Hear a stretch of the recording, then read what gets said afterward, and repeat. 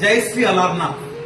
श्री चैतन्य महाप्रभु जितेबाला आसीथिले रथयात्रा समय जगन्नाथ दर्शन करने देखिले रत्न सिंहासन में महाप्रभु नांती कोठी अछंती मो महाप्रभु आसिले महासमुद्र रे निजको झास दे देवा महासमुद्र रे बुड़ी बुड़ी प्रभु लीला ये पवित्र ब्रह्मांकर विजयस्थली ब्रह्मगिरी रे पहुंचले एठी प्रभु शंखचक्र गदापद्म चिन्ह रे अलारनाथ रूप दर्शन देले श्री चैतन्य महाप्रभु को जिते श्री नारायण को चतुर्धामूर्ति रूप को ये श्री चैतन्य दर्शन करते आपण मैंने देखुं जो पवित्र प्रेम भक्ति शिला ये शिला पथर आपे आपे श्री चैतन्य भक्ति तरली जाइला केतेबेले ब्रह्मगिरी आसिले अलारनाथ पीठरे यही प्रेम भक्ति शिला को आपण मैंने दर्शन करेंगे।